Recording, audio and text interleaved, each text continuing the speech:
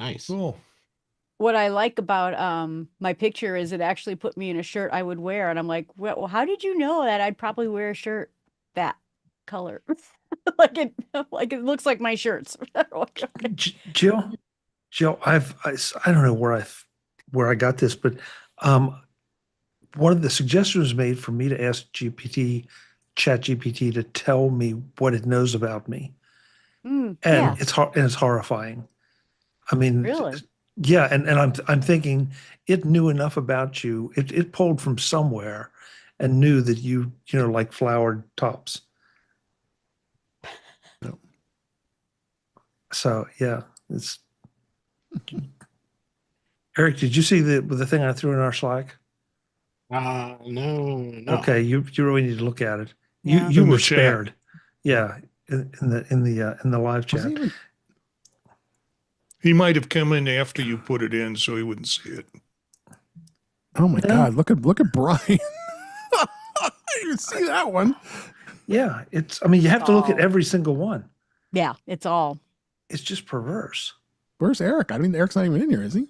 No, I don't think he was there for this one. This one. Oh, he was. That's right. Okay. Saved. Yeah. I mean, it looked like Oh my God, Joe, that picture is so funny. My wife hates this. We have one of those skylight photo things that the kids can put photos on, and I've got them on the account. But I always put my persona heads on there.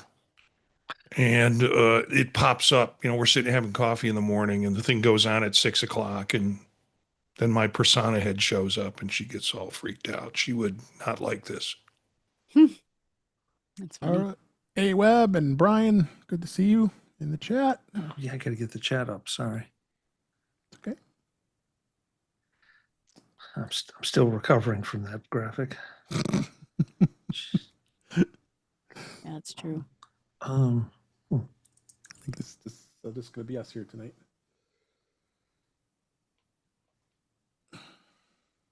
There we go.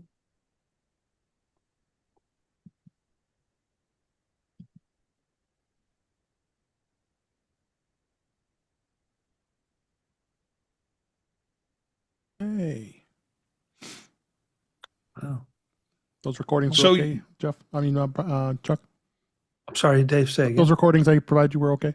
I haven't even had a chance to play with them, but Okay. I gathered them all up. It's going to take me a little while to test out what I need to test.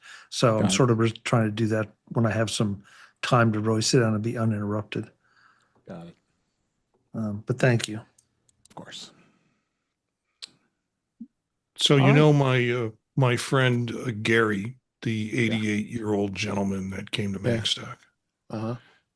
he texts me this morning and he says, hey, August 14th, they're doing this worldwide Grateful Dead thing in theaters. And he said, I've never seen the Grateful Dead. He is currently at this moment in Cedar Lee Cinema with a bunch of deadheads going to his first Dead So it's concert. So it's like a concert Yeah. on film. Oh, that's funny. Yeah. All right. We can get started. Yeah. Everybody got a link to the show notes? I'm about to. All right, cool. Good news. Good news. I had missed they finally fixed the blood oxygen thing. So Hey, don't excited. spoil it. Oh. No, I'm kidding. It All right, doesn't here we work on the betas, by the way. go. Yeah. All right, here we go. In 5, 4, 3, 2. Welcome to episode 382 of In Touch with iOS, the show that talks about iPhone, iPad, Apple Watch, Apple TV, Vision Pro, Mac, and related technologies. I'm your host, Dave Ginsburg, and we got a great panel this week. Marty Gensius is joining us. How are you doing, Marty? Glad you're here. This, today, I need like sharp objects that I can stick in the soft entry passageways into my brain today. I woke up first day of class, and since I coordinate the program I'm at, I get an email message that one of my faculty has resigned Oh boy. And so today was all crisis mode. Oh my God. So my brain is pretty scrambled. Things I think are going to settle out okay. But if I've ever been gladder to be here, there wouldn't be a day rather be here than today. Yeah, So. well, appreciate that. Glad you're here. Also, I'm glad it's here is Jill McKinley. How you doing, Jill? Great to see you. I'm doing fine. I had a day too, so I'm just tired. I can't wait till this weekend, and I'm just gonna stay in bed, I think. And I don't know. I'm probably not going to, but oh, it's been a week. Yeah, we've been doing a lot of cleaning and getting organized here to get ready for my office remodel and other things. So I've been busy this week for my week off. But Chuck Joyner, thanks for being here. I'm glad you're here. How you doing, Chuck? I'm doing good, Dave. I'm not quite in Marty's shape, but I'm getting there. Give me another day and I'll be there. Yeah, yeah. I can just see it coming soon. And last but certainly not least, Eric Bolden. How you doing, Eric? Very glad you're here.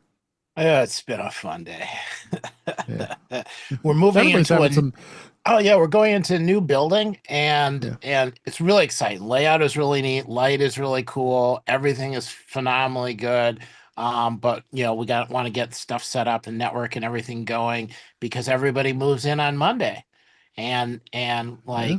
the bathrooms aren't turned on yet. The network doesn't go anywhere other than their little notes on the wall saying network. Yeah. Yep.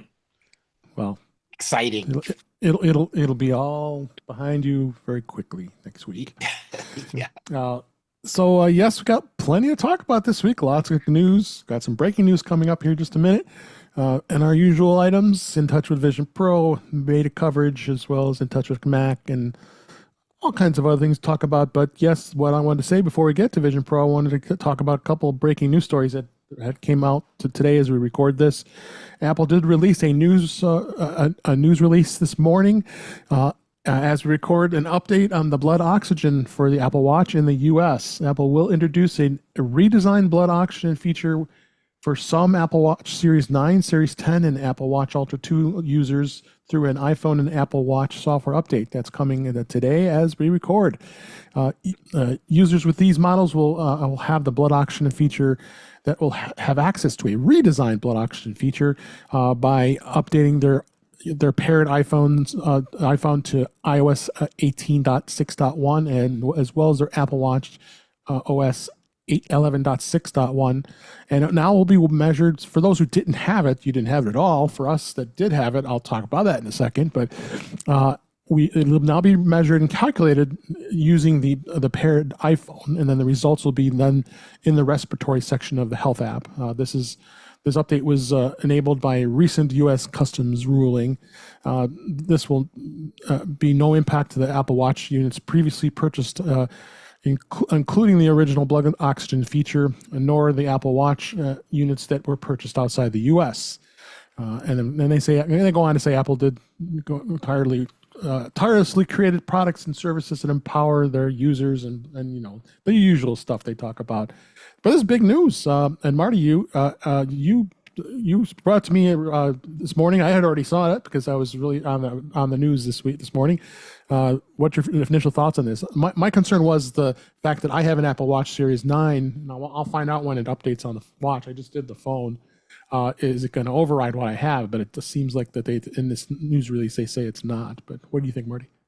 I think they did a remarkable workaround, and it will reintroduce the product to Apple Watch users because they never took the mechanics out of the watch. They just had to shut them down because of the lawsuit.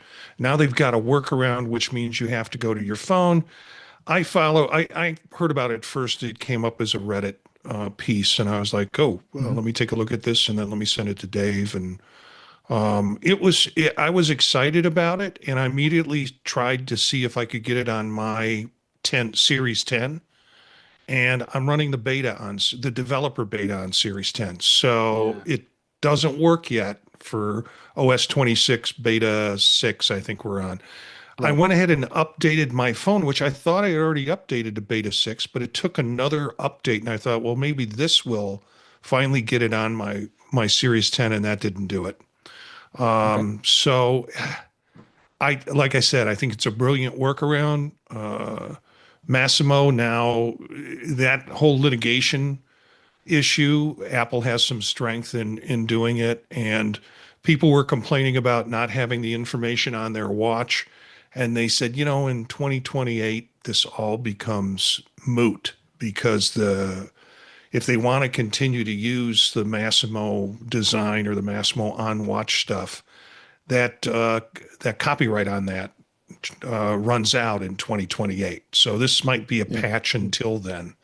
That's a workaround for it. So Yeah, I see what you meant about on my 16e iPhone. Yeah, there is another update. That's crazy. I didn't even know. I didn't even think of doing that because it already came out this week. So yeah, crazy. Jill, what do you think? Did you have an Apple Watch with it before or never before?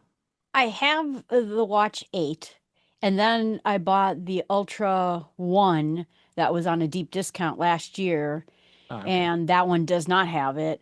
But I do like it. I have asthma, and as you all know, because I spoke about it, I watch my health data on my Apple stuff very closely, and I was excited to see this come back. So, yeah. Yeah, it is. It is. Chuck, did you have the Series 9, Series 10? I've got the Series 10. I have not even looked to see if the update happened. If not, I'll be forcing it that later tonight. I'm kind of wanting to know what the backstory is here, all the technical details and how it has happened. I had a chance just to look over one of these articles in a very cursory fashion. And it's like, okay, that's interesting. Was there a settlement? Was there a license? Exactly how is this doing it? And the tethering to the phone, I think, is very interesting. That's where the calculations are being done. I don't know if Apple found a loophole somewhere in the restrictions. So, yeah, this is going to be one that is going to be weekend reading as far as I'm concerned. Yeah, and reading the Ars Technica article we have in the show notes here, it says the feature has been redesigned presumably to get around the Massimo patents that prompted the import ban in the first place. And Apple says that the sensor data from your watch, of course, will go to the iPhone, but no specific technical ways of how they went around it. You wonder if that's going to get publicized, but I'm sure we'll hear about this because now this is out today. Will be some stories in the coming days. Eric, did you have which watch did you have, or do you have a watch? I've got the Ultra One, and I haven't been able to update because I wanted the sensor, and I've been going through thinking, well, maybe I can add a second watch and I could wear it during the day or whatever. But this is great news because I was really looking forward to the Ultra 3. My battery's kind of getting strained a bit, so yes, this is perfect timing. Very exciting. Absolutely. Yeah. That's what I say. I'll report back to say I don't think it'll, because since I kept my Series 9 that had it prior to this lawsuit in 2024, I'll be curious to see where that goes. And as I said, iOS 18.6.1 is released, so that update is basically for everybody, even if you have that watch or not. That it's going to get updated. That's I wouldn't be surprised if they might have put a bug fix here and there, but mostly it was because of the watch updates. So that's definitely going to be something we take a look at. So, but yeah, we wanted to hit that breaking news that, like I said, just came out this week. So let's move on to In Touch with Vision Pro. Apple did release Vision OS 26 Developer Beta 6, and it really doesn't have much of any updates that we noticed this week. I've got links to the information as well as the information from the developer's site, and they don't say much as far as any updates, just some back end things, any of that kind of stuff. Eric, I'll start with you. Did you notice? I didn't notice anything. Did you? Yeah, I didn't notice anything at all. The only thing I hit with it is after the update, the virtual desktop stuff, it just wouldn't connect. So I had to reboot one more time, and then everything was perfectly smooth. Okay, great. And Marty, same thing, right? Didn't see much. You're muted. nothing noticeable that I could find. And when I kind of did a search analysis on the documentation, they came up with nothing but nothing of significance. That, there's not going to be any new added. Let's put it this way: Jupiter's not there yet. So Yeah, man. the Jupiter environment is still not there. And you mention that every week. I just don't understand why isn't it? They were spouting this thing. It's the environments are not my big thing, but that seems to be the benchmark for the chatter, like on Reddit. Every time a new developer beta comes out, it's like, is Jupiter there yet? So, Marty, does that surprise you? I mean, think about how many articles you see on the tech web about wallpapers for your iPhone. Always those out. Yeah, it's like, what I get it. Look, there's some that are really gorgeous, but I'm not going to spend that much time managing the wallpaper on my iPhone. It just, But you got to have those websites that, hey, you can download iOS 26 wallpapers right now. Yeah, exactly.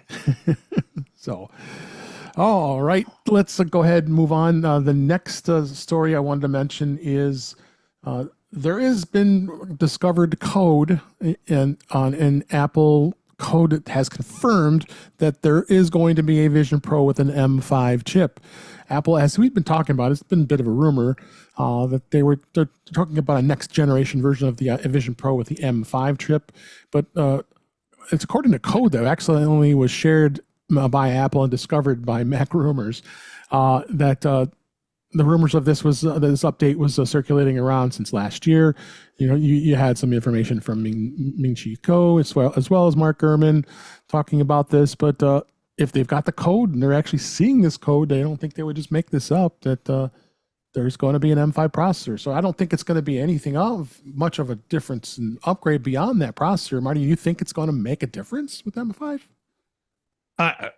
I think Mac Rumors, at least the article that you have, Mac Rumors attributes it to Gurman and Ming-Chi Kuo, or it said last year they've been saying this is going to happen.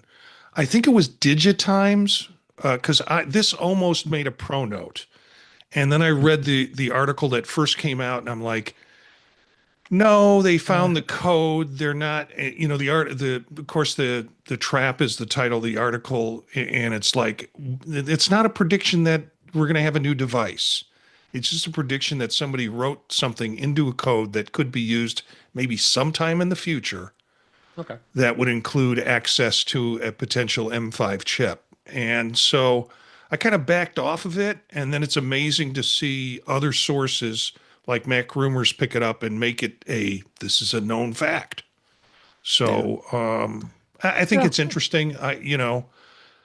I personally, I'm glad that Apple is delaying or supposedly delaying all their new product or a good portion of their new product to March, because it'll allow me to replenish my bank account after I get Vision Pro 2. Yeah, well, because the trading value isn't going to be anywhere near the new one. So, the Vision Pro 1 might go to my son. I mean, I think that's what's going to happen to it. So that's fair. Anybody else want to add anything about this? Just that if your son doesn't want it, you can send it over here. You'll have one by then, Chuck. Yeah.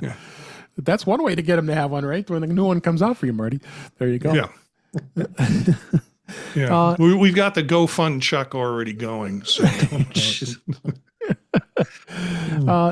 One app I discovered this week I wanted to mention here. It's called SailGP.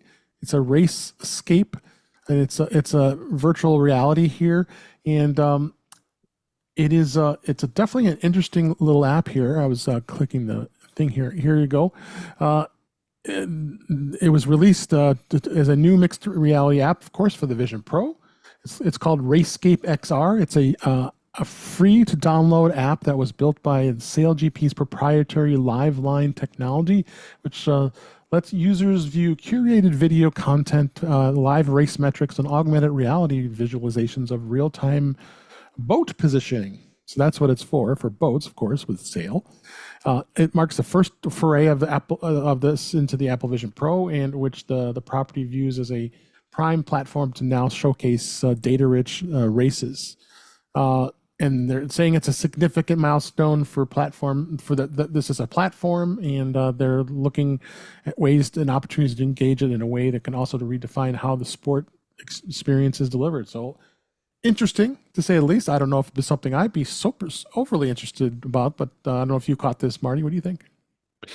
We talked about it on Vision Profiles, and I think I was the only one that actually looked at the app. I am amazed by this You are okay. app. This So is you tried like it. my favorite, probably new sportsy kind of app. When you think of F1, and I know you'll be talking about that later, Mhm. this, if you look at the website, or if you look at the article associated with it, you have panels that are set up on the side, and you can choose what country is in the race, and you can then switch to video that they captured from the boat or Mhm. sailboat during the race. So it's like you can jump right into the boat when it happens. All of this is pre-recorded. All of it comes from sailboat competitions, and it's just a fascinating app to watch.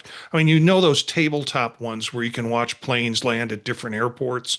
Yep. This does the same thing, but with sails, and it lets you kind of jump on the boat if you want to. It is pretty amazing, and all the kind of things that I would like to see sports on the Vision Pro expand into. Oh, for sure. But Mhm. Eric, anything you want to add on this? Yeah, this is a really cool idea.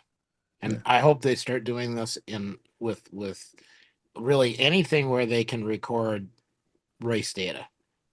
I'm not quite sure how you would do it with bike races, but somehow I feel like that would be cool too. I'd say this is a Chuck-worthy app.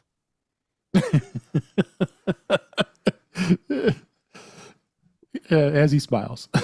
You guys just keep trying. You keep trying.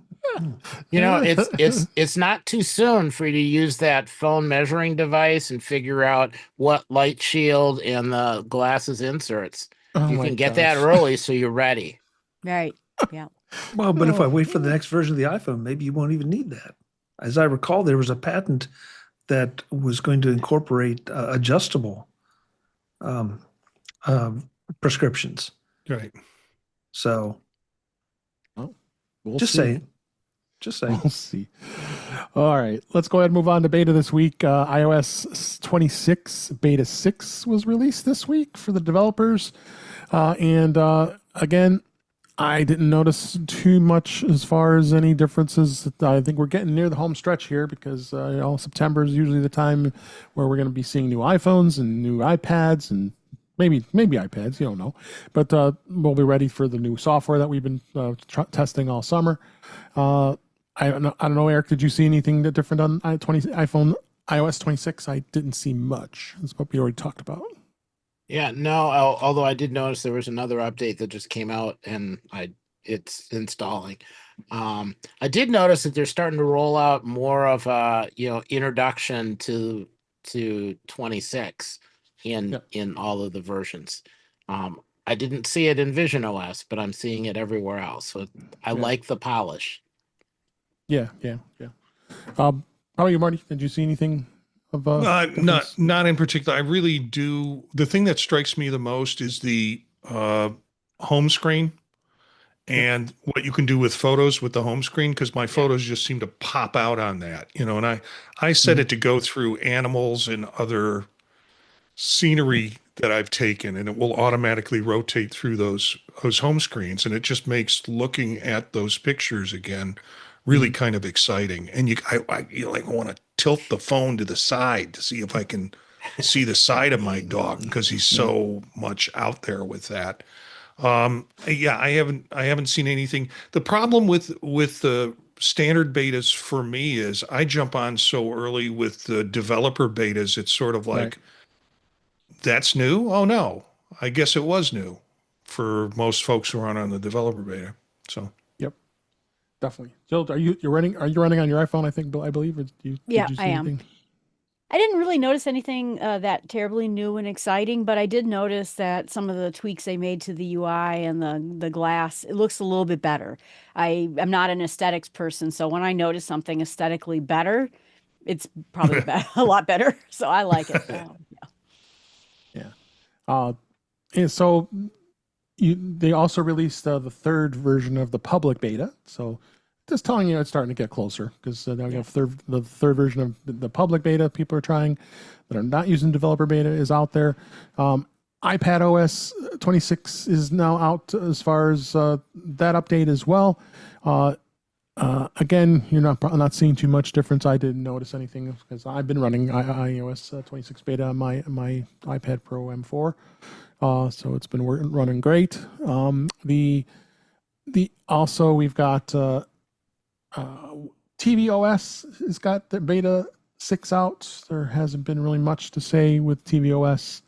A lot of home discussion with the home updates. We're going to be starting to see, I think, that accelerating. And we'll see where that goes with tvOS. watchOS is out as well. Not much there. It's watchOS 26, and aren't really seeing too much difference there, which is not surprising. But some of the things that were caught and everything that is new in iOS 26, specifically some of the beta 6 changes was. There was a bit of a redesign, like you said, the camera app and many other things that were redesigned. And as we talk about all the other things that really hasn't changed much. But there is another thing that they've changed here in the Wallet app, which I found to be interesting. In Apple's Wallet app, iOS 26 includes a new feature that you can store your physical card information alongside your digital payment cards. This allows you to quickly access the account numbers, expiration date, and other details without having to carry the physical card. In a simple addition in iOS 26, it brings the Wallet app closer to being a comprehensive card management tool, and it gaps third-party apps like 1Password typically fill, which the full card information is in hand, and you can check the expiration dates for like a subscription or such as well. One thing I noticed is I have a Discover card, and I went in and today, and Discover says, "Oh, you can add the card right to your Apple Wallet directly." And sure enough, what I did was I went to my Discover card. It's acting just like an Apple card. It's showing me my card balance, Nice. what my available credit is, and all the transactions that I've done for this month so far using that account. So I would see this type of trend happening with other credit card companies looking to do this, because so many people are using Apple Wallet. Why not? Because if you want to use a card other than the Apple Card, why not have to do that? So, Yeah. Chuck, what do you think? Do you think this is something you probably use like this? Yeah, the more things I can get into Apple Wallet, the better, because I agree. it potentially means that I don't have to carry the cards, and that that just always is a good thing. So yeah, absolutely. Yeah. Marty or Jill or Eric, have you tried this at all? I haven't tried it, but I like the idea of everything being in one spot for sure. Yeah, me too. So do these cards become usable cards for purchasing, or is this just Yeah. a vault for card information? In this case, it's the vault of just information that you can go Yeah. in. In the case of Discover Card, which I just did today, it actually is the card as well as all the information. And I believe I can go up into card details, and sure enough, I can. It shows the connected account and the card information. I just tap it, tells me what the physical card is, and the Apple Pay card, because the Apple Pay card is going to be a different number than the physical card. And then you can actually can go in and change the connection settings and how you want to do it. You can disconnect it. You can turn it on and off. So you've got some flexibility with, and this is not on iOS 26. This is I'm running this on 18.6.1. So if I put that card in there, then I can use it in a store as a purchasing. As a that hasn't purchasing changed. card. Yeah. Okay. This what we were talking about is if you have the card in your wallet now, you can just add this as additional information, so you can go into because you weren't able to do that before with cards that were just an Apple Pay, but you could never find out what the rest of the account information was before. And I think that, I mean, because I carry physical cards with me as well as the Apple Wallet. Me too. And if I'm going someplace and my wallet gets lost or stolen, this gives me instant access to all. So for much more than a spending issue or a spending purpose, for me, this is kind of a security and backup purpose. So if I lose my wallet or leave a card, I can contact the card issuer right away and have that card halted or removed, whether I'm using it in my Apple Wallet or not. Yeah. So yeah, it's definitely I'm excited about it. I was real excited about the Discover card for sure. That was probably more than what this is talking about today for iOS 26. So but both are nice because I do use multiple cards. I'm sure many of us do. And not everybody has an Apple Card either. So you want to have, and having the same behavior what an Apple Card does is pretty cool that you can able to do that. So let me let's hit a little bit on CarPlay.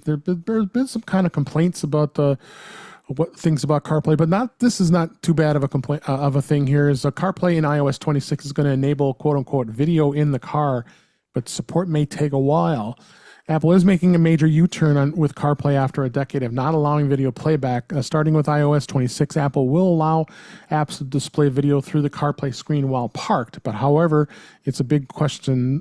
It's a big question mark for now. This compatibility falls under the video in the car and is mentioned in Apple's developer website for CarPlay. And then it does say AirPlay video in a car enables people to watch their favorite videos from right in their CarPlay display they aren't driving. The integrated support with CarPlay with AirPlay video is enabled this feature for your car. And people have come up with workarounds and get external displays and non devices that are connecting not connecting to your head unit and all that stuff. I like the fact that you can be able to do that, especially if someone's in the car. Unfortunately, you can't do it for the kids because you could put a screen on the back of the seat, and that's what they do now with the DVD players and such. But yeah, if you're sitting for a while, I just don't know how beneficial of a feature this is. Are you going to be sitting in the car watching a movie and park? I mean, I don't know how exciting this is going to be. What do you think, Chuck? Yeah, I think, there's probably people out there who will use this, and I don't think it's me. I just can't imagine sitting in the car doing this. But I think, if someone wanted it, obviously that's why they did it. Yeah. And as long as it's safe and people aren't driving down the road watching movies, I'm okay with it. So, but yeah, I'm glad to see CarPlay advance, I guess, just in general. It is, yeah, but I don't think it's a string. Chuck, what do you think on this? I'm mixed on this because part of me would like to believe very naively that people are not dumb enough to try to watch something on video while they're driving. That's obviously naive. I can definitely see this though as a use case for kids in the car or kids in the passenger seat, or more for the passenger than the driver. Right. How they can control that and maybe keep the visibility, keep it not visible to the driver but visible to the passenger would seem to be a very logical thing. And then with the option that if you are parked, you could watch video anywhere you wanted or from any location in the car. So I don't know. I understand some of the use cases that would make sense. I just have real concerns about that one use case, and that's the driver trying to watch something. I mean, you can just visualize some bonehead driving down the road trying to listen/watch a football game and being distracted at a critical time driving by a big play. That's easy to imagine.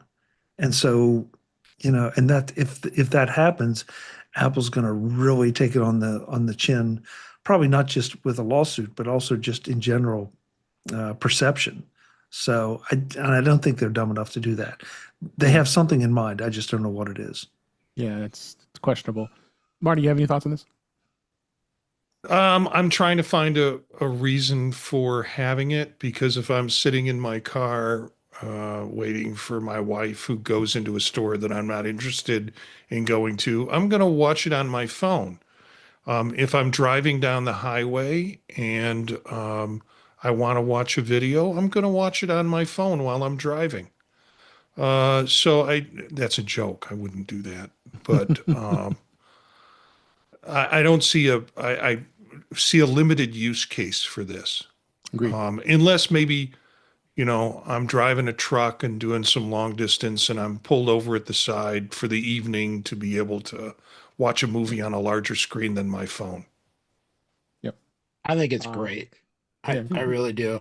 I mean, for anyone who's stuck waiting for somebody and, for variable length of time, and I always carry a book, either electronic or a real book or whatever, but there are times when, it'd be nice to watch a short video or tutorials, uh, or you're getting ready to go help somebody with sharpening, I don't know, sharpening the blade on their lawnmower, and you want to read that YouTube instruction video before you get out of the car and slice your fingers off.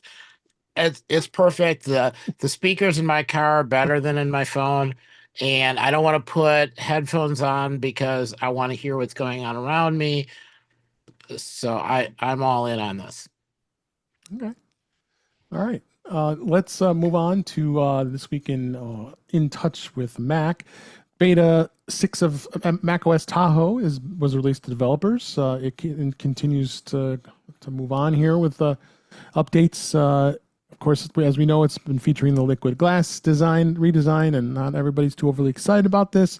There really hasn't been much else in the changes that I noticed. I've got it running on my MacBook Air as my secondary machine. That's been working great, as well as on a Mac Mini. Marty, have you noticed anything different? I really haven't. No, not really. Anybody else that's running it? Have you noticed anything? I installed it and nothing happened. So, I mean, we're getting close. It's like you said, September. And so it's just all nudging here and there. Yeah. And Apple's also seeded a second macOS Sequoia 15.7 as a release candidate to developers. So there is going to be one more update to Sequoia. I'm just going to assume it's going to include security fixes and bug fixes and such. So that's coming out very soon. So at least they're doing testing beforehand before it gets out. So I would venture to say probably one of the last versions that updates it, unless there's security updates, which they'll obviously continue on for quite some time for Sequoia. And I found this, everybody's been talking about this week, and I wanted to just kind of see what everybody here thought about this. There's been quite the rumbling about the fact that potentially that Apple is going to come out with a MacBook production starting soon, potentially is at a $599 or $699 pricing. The background on this is it went back to last year that there was potentially going to be a new entry level MacBook that would be powered by the A18 Pro chip, which is in the Mac, which is in the iPhone Pro and Pro Max iPhone, instead of an M series processor. And this would be the first time the company would even offer something below $999. And it's always been the MacBook Air has always been the cheapest model offered by Apple in a laptop. That's $999. But again, we got Ming Chi Kuo reporting about this last year, but it's starting to pick up a little bit. And DigiTimes is actually seeing that there potentially is going to be there is production to begin very soon on this model. I could see this as an amazing. I would say I could see it as being a pretty amazing device to have and get into the schools, get into companies that are looking for a budget laptop that people don't need the high power. If you're not doing any video editing, you're not. This model will definitely not be for any of us. But to see Apple to be able to generate even more interest in the MacBook would be pretty amazing, in my opinion. I think it's something that. It definitely would be a welcome for schools, for schools for sure. I mean, ask Brian F to see what he thought on this. What schools would do? Would they abandon Chromebooks? Who knows? We'd have to see. But Chuck, I'm gonna start with you. What do you think about this? I know it's a rumor, but I think it's sounding pretty solid. Okay, so it seems like we have this rumor come around at this time of year on a pretty consistent basis, and if this is an education market targeted product, if it exists, then it's too late because school districts have already purchased. I don't know why this rumor doesn't appear earlier in the year when you might be able to buy it a little more. So that said, I just my concern over this would be just how powerful or how powered or underpowered would this kind of thing be? Because the last thing you want to do is have anyone have a subpar Mac OS experience on your product. And that's something that Apple has pretty much stuck by the whole way along, that they will not play in the lower ends because of that. So what kind of compromises are going to have to be made on the machine, or on the OS, and you know that as soon as some of those compromises are outlined, they put a 720p camera in the thing. Yeah. Oh, and people are going to have a stroke. And you're going to have a cheap microphone or maybe no microphone, and people are going to have a stroke. So, and the screen won't be as nice. People are going to have a stroke. So, where would you compromise on a Mac, a MacBook experience and Mac OS experience when you have some really very nicely powered MacBook Pros out there? Now, not at the $500 and $600 level, Right. but and by the way, let's not forget RAM and storage. Everyone is already complaining about you don't have enough on the big models. What are you going to do? Yeah. Trim it down even more? This just doesn't feel like an Apple thing, which probably guarantees it'll be announced next week after I've said that. I just don't see Apple doing it in such a way that they wouldn't at least put 16 gigs of RAM in it, and maybe 512, potentially 256, but I would say probably 512. But, again, it's an entry-level Mac. And I mean, but the thing is, the Mac Mini, I have the M4 Mac Mini, the base model of that is 256, but you get 16 gigs of RAM instead of 8. So they probably would do 256 and do it very similar to what the Mac Mini is now, the Mac Mini, just the M4 model, and do it this. Jill, what do you think? Well, I have a number of people in my life who I think would enjoy this because they don't do video processing. They're not podcasters. They don't do gaming. They go on the internet. They look at some websites. Maybe they have a checklist somewhere. And it's just sort of a laptop that they can do a little bit more with, but not much with. And I could see people doing this. But in the company I used to be in IT with, we were a web-based company. And so they just needed a browser. And so I had to go and buy them a bunch of cheap Dells to hand them out as the traveling people so that they could go and log into the web interface of our software. This would be perfect. And, people would say, well, Joe, could I get a Mac? And I would, no. I wish. And I think you could now. And so I don't know. I just see a number of uses for it. And I think you take away the screen. You don't need 2,000 billion nits. You don't need to watch movies on it necessarily, although it has to be decent enough where I could watch a basic movie or YouTube videos on it. And I think you'd make a ton of people happy. Yeah, no, I could see that. Marty, Eric, any thoughts? Yeah, I mean, I keep slapping a keyboard on my iPad and saying, maybe next year I'll be able to do just a little more. And there are times I don't need a lot of storage space. I just need something that it's got a keyboard and I can run Mac apps on it. I'm really curious to know where those processes are being made, because maybe there's an opportunity to have it produced in a couple more countries to work around some of the tariff stuff. But colors. I'm all in just because of the colors. Yeah, I think that's right. They're enough talking to do about it. all kinds of different colors that you don't normally get on a MacBook Air. Marty, any thoughts? Yeah, I think the case is, have any of you spent any significant time with a Chromebook? Yeah, it's horrible. They're horrible. You're looking at one just to play with, and it's horrible.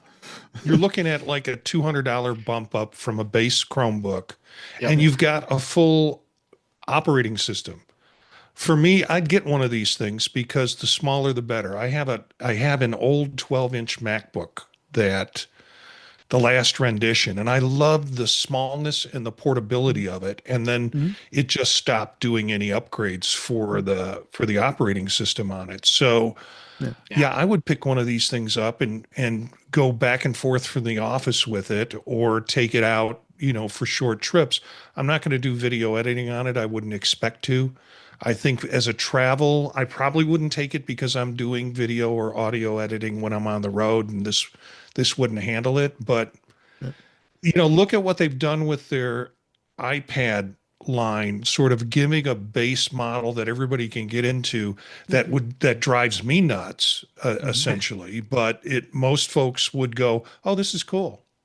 So I can see them cracking this market at that level. I think it adds problems because the other $500 or $600 computers are probably have better specs on it, and people will see that more as this is what I'm going to get my kid for school. It's only $600 versus this, which has minimal use, but I think it has a great purpose. Yep. All right. Let's go ahead. We'll go ahead and move on. And I was able to get the opportunity this week as we record to see the F1 movie in IMAX at the theater. They actually had a theater near me that had it. I was like, okay, I got to go do this because it's there. And so I don't think I've been to a theater, seen a movie in probably over 2 years, maybe longer, post pandemic. So it's been quite a long time, but yeah, it's actually, you know what? I was so glad I went because being in a movie theater is a great experience. And the best part was when I was there was maybe 6 people in the whole theater, including me and my wife. So, That's a great but experience. I wanted to this, it was in IMAX, so I wanted to be able to experience it because everybody was saying some great things about it.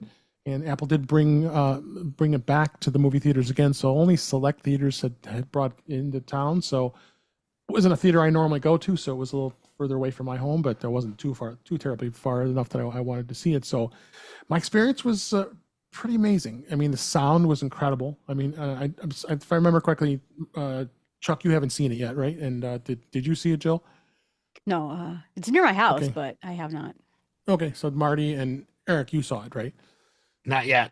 Not Oh, yet. so really, it's only me and Coming up. Marty and Marty. Let's just then, you huh? and I have a private conversation, Dave. All right, we'll do. All right. Well, I'll give my review of it. I thought the movie was amazing. It was awesome. I mean, it was you put you on the edge of your seat the whole time. You had some great great suspense and excitement. The F1 racing. I never really got into that, and now I'm kind of interested to see how it does. I mean, what it does because it's.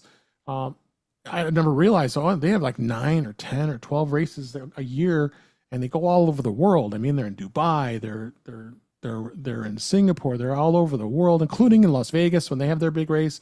They're in Chicago when they have their race, and some of those cities were highlighted in this movie. Just the pure excitement of it. IMAX was good. I don't know. Maybe I got used to seeing things in immersive video on the Vision Pro that I thought might be a better experience, but overall I thought it was really good. My wife even liked it. I didn't even expect her to like it. She really enjoyed it. Actors were great.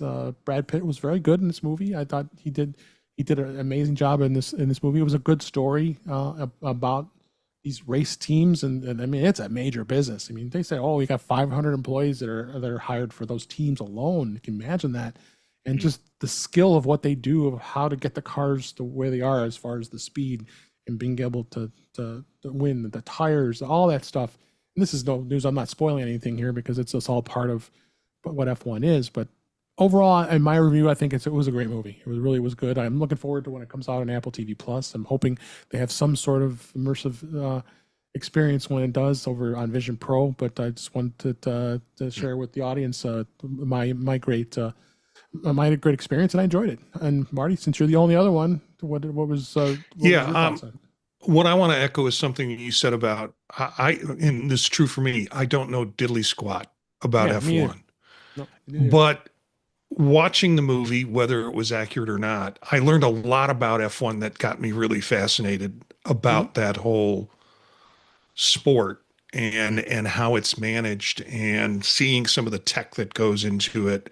Oh my gosh. So if you don't know anything about F1 and think you don't care about F1, the sport, go see this movie because it is educative just in that sense. And I know Webb Bixby, who's on Mac Voices, is very much into F1. Yes. And he would be able to talk about the accuracy or not accuracy of points in this movie. But I found it entertaining and visually just so appealing, whether it's an IMAX or whether it's an HD or whatever you get to see it in.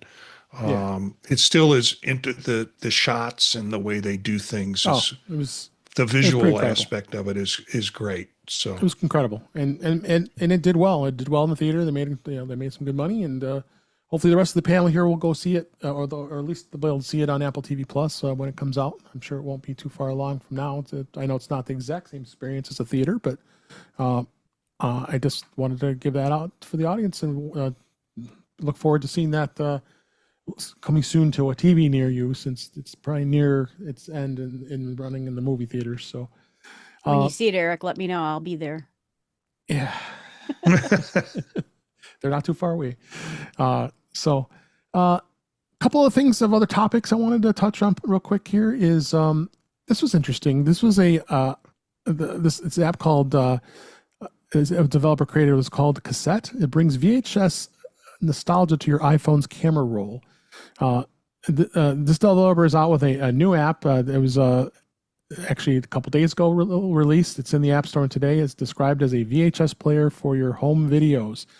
It's called Cassette. It pulls in videos from your Photos app in your iPhone, then grouping them by year and album and presenting them in a separate VHS tape, as they call it.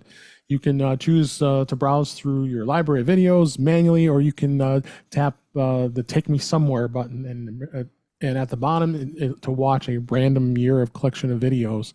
When you choose a collection of videos, it actually virtually loads the VHS tape into the TV and begins playing videos in your interaction here. So I found this to be fascinating. I didn't have a chance to try it just yet, but I just caught this week. It says that you can upgrade it. It does the free version does let you play a video at random, but if you upgrade to 99 cents, it will give you more options it's 99 cents per month or $5.99 per year. There's a one-time lifetime upgrade option of $7.99. That's well worth it. That you can take a look at this. Has anybody checked this out yet? And that's something I want to try out. It's kind of fun. I think it's fun too. At first I thought, oh, nostalgia. I like, this is cool. And then I thought, that era kind of stunk compared to what we have now. But I'm excited to try it because it just looks like a fun thing. So I like all I could think of was getting a butter knife and having to kind of turn back the cassette to get it to the point where it had all crinkled up and then flatten that out so you could get it to run again. If it doesn't have that access, that availability, I'm less than interested in the playhead. Yeah. And, you got to pull the VCR open and a whole pull the tape out. Yeah, I want to go back to that day. Yeah. Right. Yeah. I like that they didn't try to make the video crappy. Right. Like it's all high quality or as high quality as what's in your library. It's just strung together one after the other. That's perfect. Give the feel without ruining it. Chuck, go ahead. I'm kind of with Joe. It sounds great until you stop and really think about it. And I'm not a big nostalgia person anyway, because that's sort of why we moved on, is because it wasn't that good. Or it got better. I mean, that's what we had, so that's what you used. Yeah. But so I look at this and think, great, if that's the way somebody wants to put something like this together, more power to them. I just don't have the time to mess with it. Eric, if I understood what the article, I can do that with something like VLC and have have a video playlist that is going to be much more modern and not as clunky as a VHS tape was. So maybe I'm just grumpy, but I just can't get. I think I would play with it, and then I would say that was funny, and then I would go on. Yeah. Time waster. Yeah. Another app I found is called Access. It's private vault on this works with not only Mac, it works with iPhone, it works for iPad, it works with Vision Pro. And I found this to be a fascinating app because those of you who use the Apple Passwords app, of course, is going to put things securely in there for your passwords and your passkeys. But the company says on their website that you could save everything else in Access. This includes driver's licenses, credit cards, passports, identities, insurance, secure notes, and basically what it's done is it's kind of an extension of what the password app can do. But granted, if you're a 1Password user like I am, and all of us I believe here are, that already does that for us. But to have something here that kind of extends something if someone doesn't want to do 1Password because they're already used to using the Passwords app from Apple. This is a pretty cool thing, and it's still encrypted. It still uses the advanced data protection from iCloud, and it basically does all the same things that you're already used to in the Passwords app as it is. So it includes autofill, reminders, attachments. I just downloaded this. I haven't had a lot of time to try it out just yet, but I found this to be a pretty fascinating app to see where this goes. And it's not terribly expensive. I believe there is it's free to try, and then there's an in-app purchase that it does give you you can get a yearly for $14.99. You can go a family yearly for $24.99, and then if you wanted to do a lifetime family, it's $89.99. And then you've got also a single individual, which would be at $49.99, and $3.99 and $2.99 for monthly and for family, and monthly for single. Not terribly expensive, but I thought it was kind of cool. What do you think of this, Chuck? I must sound like a terrible curmudgeon. This is fine. The only thing is I don't know who this organization is. Mm-hmm. And so I'm about to trust them with my most confidential information. I mean, that's where 1Password has earned their stripes. Sure. They've been around. They have never, as far as I know, they've never been breached. They have the reputation for keeping your stuff secure. Mm-hmm. So, and by the way, with 1Password, if you lose your 1Password, they can't help you get it back. Nope. So I don't know if this is the same situation with these people. I don't know enough about. I'm going to assume that it's all stored on my Mac, but I didn't download it, so I don't know. Sure. So, but every time we bring up a security app, I feel like we need to, do all those caveats of, okay, it's encrypted, but, is it encrypted in transit? Is it encrypted at rest? Who has the keys to the kingdom? Can they help you get it back? Because if they can help you get it back, then that means there's a backdoor in somewhere. Yeah. So, we're right back to all the usual warnings. Other than Sure. that, I love the idea because we all have information that we would rather, in the event our Macs are accessed inadvertently by someone we would rather not have access to that information. I want it to be secure or locked in some fashion. Yep. So, take a look at this, check it out, but ask some of those questions first. Yeah, they got an FAQ on their website, so you can get a lot of information about that. So, it's something to be, tread lightly. I agree. You want to make sure that this is a legitimate, which it is. It obviously, I'm sure Apple checked it before it went to the App Store. It's exclusive to the Apple, so this is definitely something you want to be, be very cautious to do with this. Jill, anything you have to add to this? Well, just on the face of it, I have a friend who has binders of passwords. So everything is on paper, in binders, on cards. And so I'm trying to talk her and her husband into going digital. And they said, well, we won't trust any password app. And I said, but you do already. You already have the Apple password all these times, and you've been trusting. And if this was a legit thing, which I would wait for, I would buy them the family lifetime access to get them to start digitizing it, because they don't trust 1Password, which is, I don't know, I'm trying to tell her it's the cream of the crop, but it's the best, and she still won't trust it. But I look at the other thing the company makes, and they make some world travel stuff, airport reference list, skincare app, and I thought, why all of a sudden this? And so I am just suspicious of it. But if someone came up with this, it ended up to be great. Everyone says it's great. We tested it. We know what they're doing. I could see myself buying, this for the family plan and getting people into it. Yeah, it's going to take time. But not now. Yeah. So you could just play with it, put some, fictitious information to see how it works. And Go ahead, Eric. So for me, I use secure notes in the keychain a lot, and recently discovered that that's no longer supported. and because I was setting up a new machine and saying, oh, hey, let me just add a secure note, and then realizing I couldn't do it. Yeah. So to get that functionality back, I'm willing to take a look at this because then I get secure notes and I get secure notes that work on the phone and on the computer, which is where I want it to go back and forth. And if it's using the Apple infrastructure to store all this stuff, I'm good with that. And that might just solve my issue. Yeah, I mean, there's a section here I just noticed on the website. It says security by design, not by promise. And access is built to make zero compromises on security and privacy. We use the latest Apple technologies to protect your data.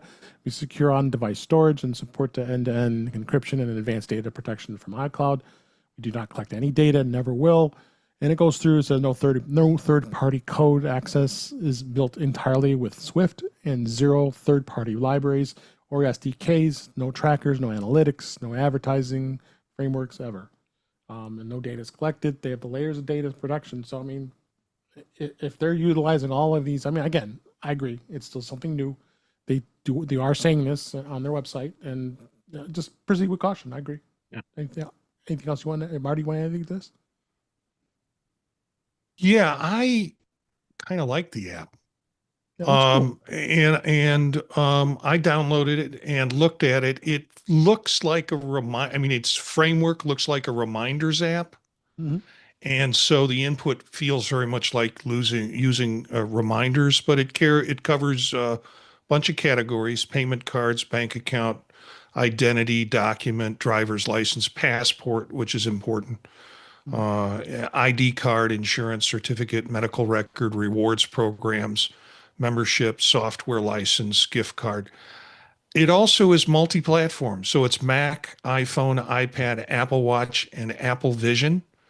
So there's something that's very appealing about this. I might tinker with it.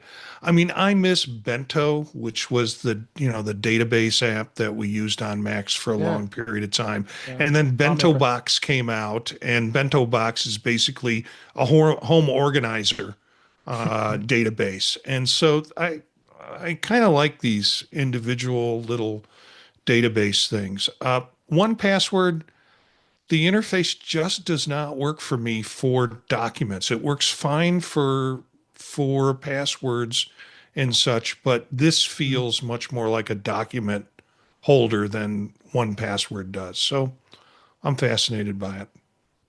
It's cheap too. I mean, relatively cheap compared to it is. those services. So, yep. All right. So let's go ahead and move on. We'll go on to the news of the week. First story here: Apple Card. It has landed. It lands third in JD Power's user credit card satisfaction ratings. It's dropped 30 points since last year's survey, and this is, of course, issued by Goldman Sachs. And there's already we know some rumors that Chase may be taking this over. We don't know yet. They calculate scores from account management, benefits, customer service, new account rewards earning, and rewards redeeming and terms. It's compared to last year's study, the satisfaction had dropped quite a bit to this 1 point to 611. JD Power says financially healthy customers saw a 9-point jump, while financially unhealthy customers slipped by 1 point. So overall, citing lower satisfaction with credit limits, account management, and balance transfers. I've had any problems with the credit cards. Anybody else ever been a problem? No, I'm but curious. Go ahead, Chuck.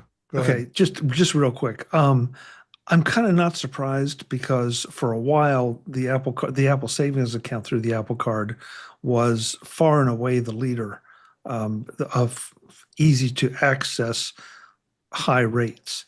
And in the last 6-8 months, they've kind of come back down and joined the rest of the pack. And so I would think that caused me to rearrange some things. And I would think that may have had some effect on that, because at one point it was just a fantastic way to get, an extra few bucks at the end of the month for your savings. And again, it just sort of slid away. So I don't know if that's affecting it or not. I have yet to have any issue with with my Apple Card. Same. Marty, Eric, anything else you want to add? Yeah, I was interested in the number 1 and number 2 spot. The number 1 spot, Hilton Honors American Express. Now, I'm an Amex user, and then followed by Costco's Anywhere Visa. But if you look at the scale, it's 1,000 points, and Hilton Honors is 641. Costco Anywhere Visa is 629, and the Apple Card came in at 624. So you're looking at a 17-point range out of 1,000 from top to third. I think this is not as meaningful. Yeah, agreed. I have the Costco Visa card. I've had it since its inception when it switched from American Express, and it's a good card. I mean, it does. I've gotten good service out of it, and get some really good perks with it. You definitely build up some dollars for your Costco membership, and if you charge enough, it'll pretty much pay for the membership too. So they've got some good perks. But yeah, you're right. The numbers are just too awfully close. That really, does this really matter? Yeah, probably not. I mean, there's still a lot of good satisfied customers with them. So next story here. Apple Arcade, the September lineup is going to have NFL football, Jeopardy, and some fan favorite updates. Launching on September 4th is going to be NFL Retro Bowl 26. It debuts exclusively on the Apple Arcade with the championship leaderboard. This NFL and NFLPA licensed title uses authentic rosters and stylized retro visuals while players are playing. That was kind of a fun. That was always a fun game to play back in the day. It'll be kind of fun to see this. Then also, it's going to have the Jeopardy Daily, which is going to be returning exclusive clues written by the TV show's writers. And then players can type in answers and forms of questions and tackle fresh boards every day. So that's going to be kind of a fun thing to see, as well as, I don't know if I can tell you, Hello Kitty Island Adventure. That's probably for the kids, but there'll be a couple other things coming out. But it's good to see Apple continues on with Apple Arcade. Anybody want to add anything to that? Still happy with Solitaire. Yeah, I play Jeopardy on my Switch too, and I'm pretty damn good at it. So I don't think I'm going to get into Apple Arcade. Yeah. Yeah. No, I have it part of my bundle, so it's okay for me. So ESPN and Fox are going to actually offer a bundle with their new streaming services. Both two brand new streaming services are about to launch this coming next week. As we record here, ESPN and Fox One both debut on August 21st. And now they're reporting that the ESPN Fox One bundle will be coming with a $39.99 a month subscription price. But if you're into sports or you're a sports fan, you're probably going to want this because of NFL season is coming, because both ESPN and Fox are showing those shows. But there's always going to be ways around that. Hard to say with ESPN because ESPN just made a lot of changes with their things, and it was interesting to see where this goes. Marty, what do you think of this? I'm not a big, if it's outside of baseball season, I'm going to struggle. I'm not sure I'm ready to sign up for NFL ticket, or I'm ready to sign up for either one of Fox One or ESPN. I get some of the basic ESPN streamed on YouTube, but and I think because of a connection with Disney, I have ESPN Plus or ESPN Thrice or whatever it's called. Kinda. But I can't see myself spending more money on this particular streaming service. So. Yeah, I don't. I actually decided to go with the NFL Sunday ticket this year. I've never bought it before, but they had a deal. It was hard to refuse. I think it was like around $250 for the season, which is really not bad if you think about it. Be able to watch all the games, including Red Zone, which I enjoy. And if you're an NFL fan, yeah, it's for you. But if you're not, that's okay too. Chuck, Eric, I don't think you have much on that. No, welcome back. Go ahead. Yeah, go ahead. Sorry. Go ahead. Yeah, just my usual kind of evaluation of any of these things. Dave, if $250 is worth it to you to watch football, then by all means go for it. but Yeah. do a little mental calculation on what you're spending I did. to get the best value, whether it's sports, Netflix, Apple TV, any of them. Absolutely. Otherwise, you're just wasting money. Nope. I wanted to give it a shot because I was paying for Red Zone, which I enjoyed. For those of you who are not familiar with the NFL Red Zone channel, is it actually just shows the highlights and touchdowns of every single game that's going on Sunday. So it's kind of fun, and exciting to watch. And they do quad boxes, and they do ecto boxes, and shows like 8 games at once as they're in the red zone, and then when they're scoring. So that's kind of fun to watch that. But now I can watch the games more. My wife has become kind of a Chiefs fan because of some person called Tay that now she can be able to watch the Chiefs games easier than if it's not being aired on Fox or CBS or NBC for that matter. Welcome back, Jill. I know you had a bit of a snafu with your router. I'm glad you made it back. And we'll go ahead and move on to the next story here. Netflix just finally rolled out a updated redesign for tvOS for Apple TV 4K users. And we know that's one of the more popular tvOS apps, and it's got a brand new look. Netflix had previously designed the redesign. Now it's rolling out.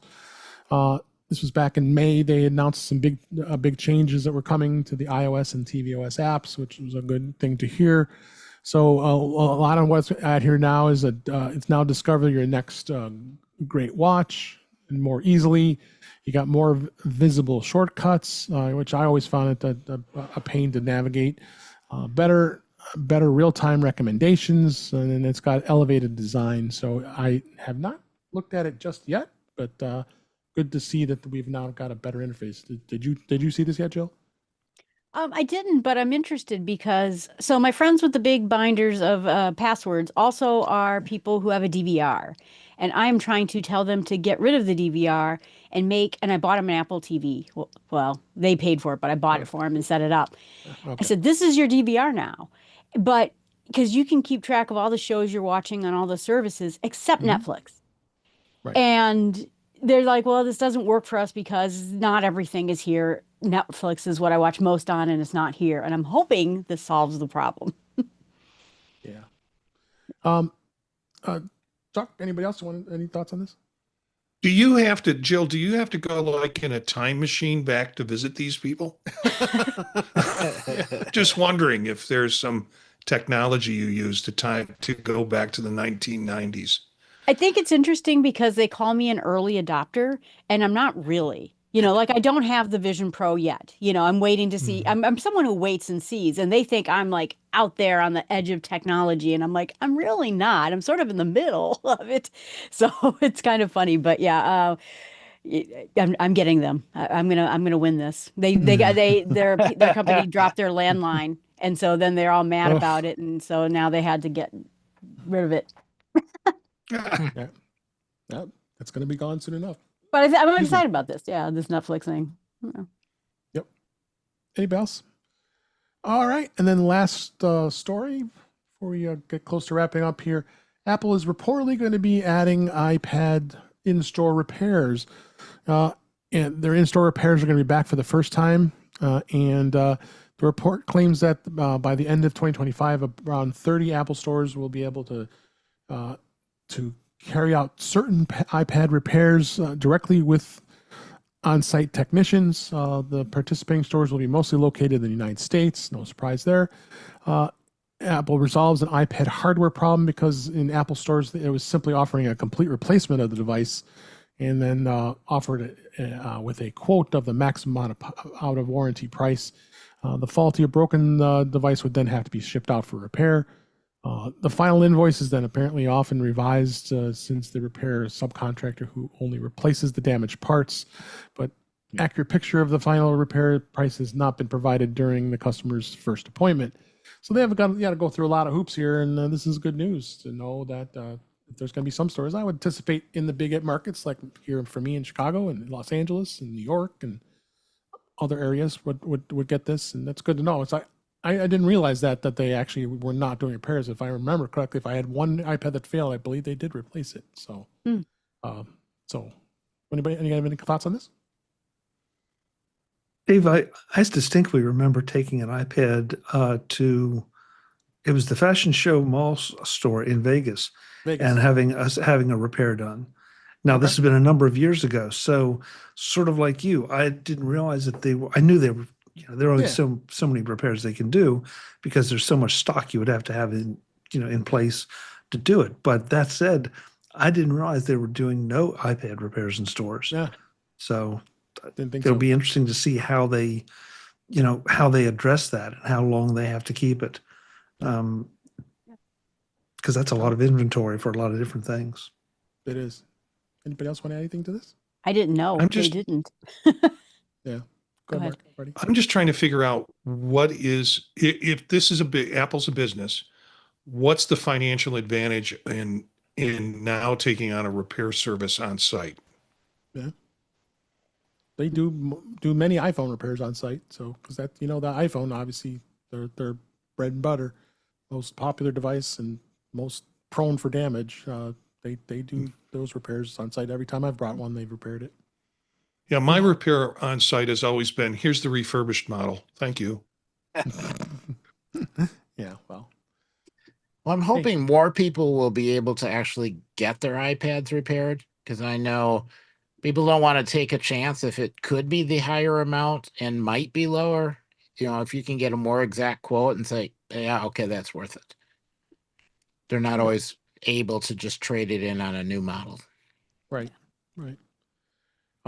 So that's it for all the stuff we wanted to talk about tonight. But before we go, I wanted to make sure I mentioned Mac Stock 9. That was just wrapped up in 2025.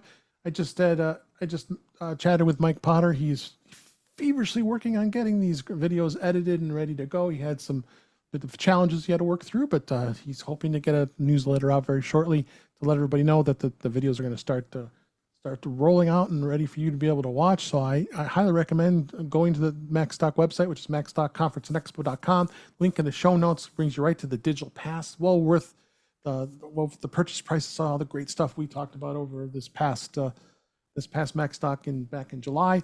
So it's like a distant memory now. I don't want it to be anymore, but this will continue on and be able to go ahead and watch a lot of the great content that we provided during MacStock this year. And again, he already announced it's going to be MacStock 10, our 10th anniversary next year on July 11th, 12th, and 13th. Am I right? Nope. The July 10th, 11th, and 12th in 2026.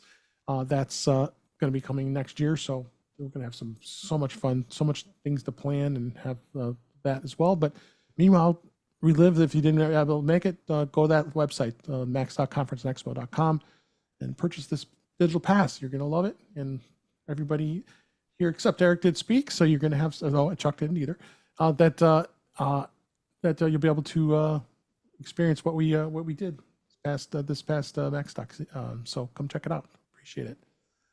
With that, let's go ahead and wrap up for this week. That's a wrap for this week. Please send your comments, questions, suggestions to our email address, which is feedback@intouchwithios.com. You can follow us on Blue Sky and Mastodon, which is at In Touch with iOS. Support the show by buying me a coffee at intouchwithios.com/coffee. We would really appreciate it. You can become a patron of the show by going to patreon.com/intouchwithios. We have 2 tiers to be able to support the show. We would really appreciate it. Make sure you like, share, and subscribe so you're notified when we are live streaming, which is Thursday nights at 8 p.m. Eastern, 5 p.m. Pacific on our YouTube channel, which is youtube.com/intouchwithios. Thank Brian F. in the chat, Webb Bixby, and a number of others that were there. We interact with you live when you're here watching us live during the recording. We really appreciate you subscribing. And you also can watch the live videos as well as the past live streams and listen to past shows. Visit In Touch with iOS magazine on Flipboard, where many of the topics we discussed are flipped into that magazine. The link is in our show notes. You can subscribe to the show in your favorite podcatcher, including Pocket Casts, Overcast, Apple Podcasts, and many others. But better yet, go to our website at intouchwithios.com, where all the links to all the ways to listen to us are there. I am Dave Ginsburg, and you can find me on Blue Sky and Mastodon at DaveG65. And I'm going to mix it up a little bit here. Eric Bolden, thank you so much for being here. Where can people find you? I can be found on Mastodon at EA Bolden at mas.to. Monday nights on Vision Profiles. Uh, Tuesdays on Mac Voices. Thursdays, of course, here on In Touch with iOS, covering all of my OSs throughout the week, so I get my well-rounded week. Yes, yes, indeed. Thank you so much for being here, Eric. Chuck Joyner, thank you for being here. As always, we appreciate it. Where can people find you? MacVoices.com. That's where you'll find everything I'm doing. Lots of interesting interviews with people from around the Apple world, as well as some of the people you see here. We do the live show Tuesday nights at 8 p.m. Eastern at youtube.com/MacVoicesTV. And on the socials, you can find me as at Chuck Joyner. Thanks, Dave, as always. Thank you. And you had a great, I just watched the last episode with Lee Garrett for Screencast Online. Great interview. Really enjoyed it. Yeah, good guy. Yeah, he's a super nice guy. I've chatted with him a few times. And then Jill McKinley, thank you for being here. Glad you were able to make it back after that router dump. Yeah. Where It was can very people find you? dramatic because it said suddenly the internet went out and it said there's going to be storms in your area in the next 24 hours. And I'm like, now? You mean now? But no, it wasn't any now. So. Yeah. Good. You can find me on YouTube and podcasting, Jill from the North Woods. Startwithsmallsteps.com. That's my website. And I do a bunch of different topics of strangely not tech. So this is my chance to do tech. So I appreciate you letting me Yes. do it. Absolutely. Love having you. I appreciate it. Last but certainly not least, Marty Gensius. Thank you for being here. Where can people find you? People can find me quietly quitting my full-time job by being on podcasts and making podcasts. This is, I think, my slip into retirement, but you can find me at Gensius, Jencius, at mastodon.social or Gensius at Blue Sky. Monday nights on Vision Profiles with Eric, David, and also Daniel. Monday nights at 9 p.m. Eastern Standard Time, streaming on youtube.com/at Vision Profiles. Tuesdays with In Touch with iOS and the whole gang there. That's a lot of fun. Tuesdays with Mac Voices. Sorry, I was Chuck. going to let you I caught that there. nonverbal. Tuesdays with Mac Voices with the whole gang, and that's lots of fun. Wednesdays I do some other work, and Thursdays here on In Touch with iOS. Find out about the other projects by going to the website. thepodtalk.net is our website for all of the projects I'm involved in, except my job. So There you go. Well, thank you for being here, and thank everybody here for listening, for watching, joining us in the chat, and being here. And I really appreciate it. And until next time, we'll be here next week and having another great episode. And until then, thanks again. And we'll talk again soon. Thank you. All right. Great show. Nice to be done, David. Well yeah, done. Well done. lots of fun stuff to talk about. Yes. Yeah. Yeah. We Yeah. had some good topics here. And It's a little surprising at this time of year to have, because I think the last 2 or 3 weeks for Mac Voices Live, we've had a bunch of Apple topics, and we still leave some on the table, and then there's breaking news. And Dave, you kind of pick up the back end of the week. Yeah. It's just surprising. yeah. So And there's been Doodly Squat on Vision Pro. Vision Pro. Yeah. Mhm. That's Okay. always a struggle. I came up a couple things. I forgot we talked about the app. But hey, Yeah, that is a great app. I have it queued up to install. I haven't been my Vision Pro for the last couple yeah, days. it's fun. So we are doing a bagel church on Sunday morning here at my house. Bagel Church, did you say? Yeah, it's birthday bagel church. Bagels in church? Well, we have don't go to bagels at my church church. anymore. I'm kidding. We don't go to church anymore, so we're all Reformed Catholics. And it started during COVID. Pre-COVID, we would meet up Sunday mornings at a bagel shop, Got it. And so we started to call it Bagel Church. So every couple of weeks, the local family gets together and we do Bagel Church on a Sunday morning, but it's birthday Bagel Church because Nice. it's Will's birthday. Got it. So we're doing an early Bagel Church, and then we're going to see a 10:30 showing as a whole family of Nobody 2. Ah, ah. You think you I talked like it. about that? It's gonna be fun.